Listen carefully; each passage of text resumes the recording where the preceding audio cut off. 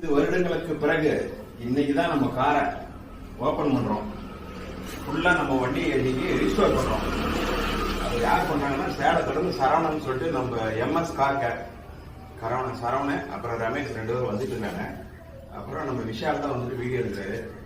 வண்டி ஓபன் பண்ணி எல்லாம் வந்துட்டு அப்படியே வாட்டர் எல்லாம் போட்டு கழுவி நிற்போம். அப்புறம் ஆயில் வாங்க பார்க்கலாம். போன விஷயம் அப்படியே